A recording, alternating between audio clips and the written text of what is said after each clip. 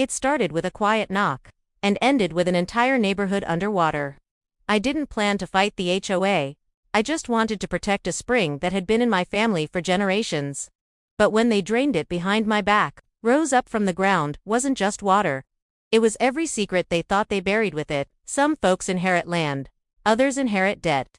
What I inherited, was a spring. Not the kind that comes from a faucet or some rusty pipe under the sink. No, this was the real deal. A natural spring that bubbled up clear and cold from the roots of our land. My grandfather used to call it the breath of the earth. Said it kept the land alive, kept the trees standing tall, and once even saved a field of corn during a summer drought when everything else turned to dust. He built a stone ring around it by hand, laid out a wooden bench beside it, and told me stories of how it had never dried up, not once in over 100 years. My grandkids used to toss pennies in and make wishes. We never thought it'd be something we'd have to fight for, but I should have known. Peace like that never lasts long in a neighborhood run by a clipboard and a cardigan. It started with a knock, not the kind you hear from a neighbor bringing peach cobbler. This one was colder. The kind of knock that comes with papers and phrases like code compliance and community standards. I opened the door to find a young man with an HOA badge and a freshly printed stack of bylaws. He smiled like someone who'd never had to mow his own lawn. "We're here to notify you that your spring has been designated a public nuisance. You have 60 days to eliminate the water source or face daily fines." I blinked. Eliminate the sun? That spring was here before you were a twinkle in your mama's eye. He shrugged. "Flood risk, sir. New drainage study."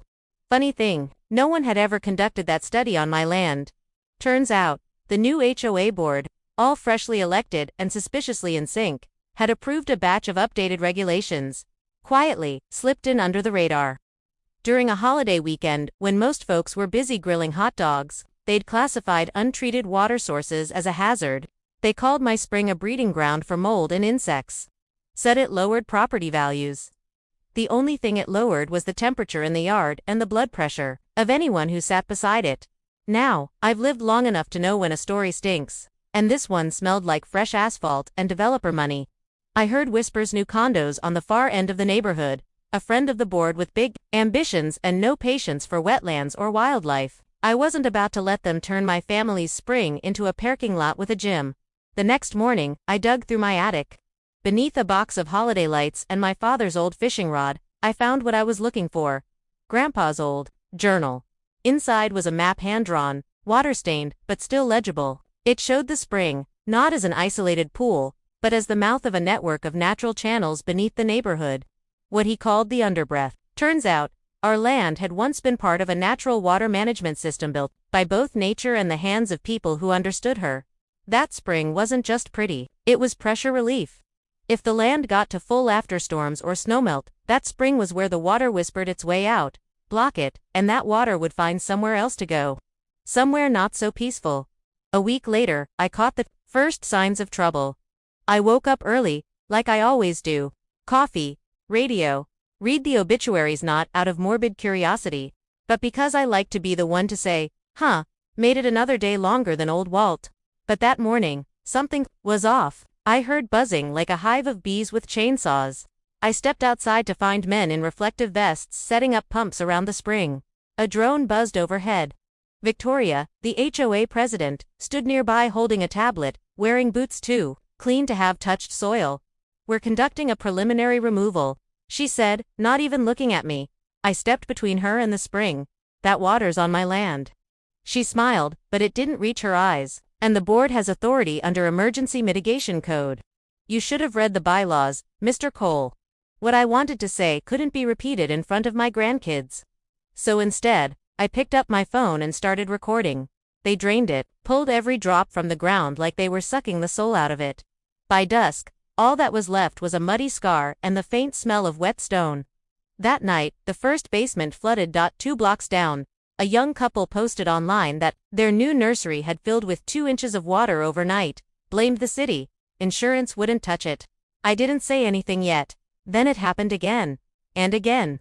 Martha, the same woman who once called my spring a charming little oasis, was caught bailing out her newly renovated sunroom. Another neighbor found a crack in their garage floor with water bubbling up like a haunted well. I stayed quiet. For a while. Let nature make the first move. But I had another card to play. I called up someone I hadn't spoken to in years, Samuel Watkins, a retired hydrologist and an old friend of my grandfather's. He used to visit our spring every few years. Take readings, talk about groundwater behavior while sipping sweet tea. He came by with his tablet and some fancy equipment I couldn't pronounce. After a few hours of testing, he sat me down. Your spring, he said slowly, was the keystone. Like the little hole in the top of a pressure cooker. You seal it, and eventually, something's going to blow. We spent the next week documenting everything: soil moisture readings, groundwater pressure, even subtle land shifts. He created a 3D map that showed what the HOA couldn't or wouldn't understand. Without that natural outlet, the whole neighborhood was becoming a ticking water bomb. But science wasn't enough. We needed stories, so I created a website, The Spring Files. I uploaded Grandpa's map, Sam's data, and most importantly, photos. Old black and white shots of families around the spring.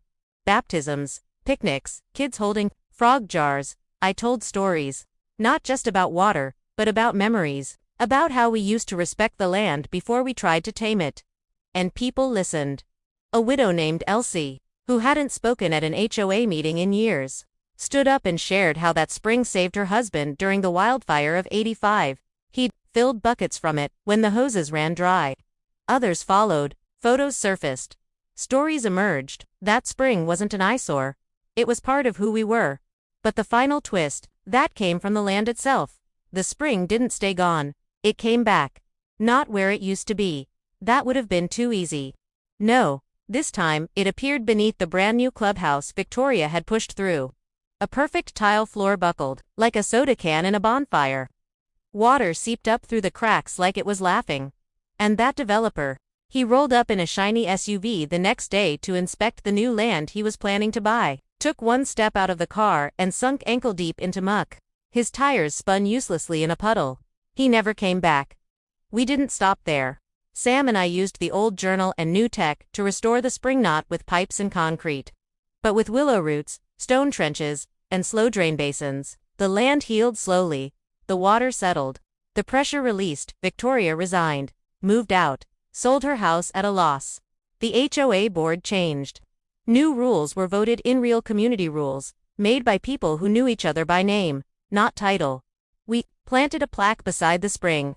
It reads, "Let nature breathe. Let memory flow. Let wisdom rise like water." These days, kids toss coins again. The water sings. And I sit on that same bench my grandfather built, sipping my coffee and listening. Because if there's one thing I've learned through all of this, it's this: you can build fences and pass laws and wave clipboards in the air. But when you disrespect the land, eventually, the land answers back. And brother, it don't whisper, it roars.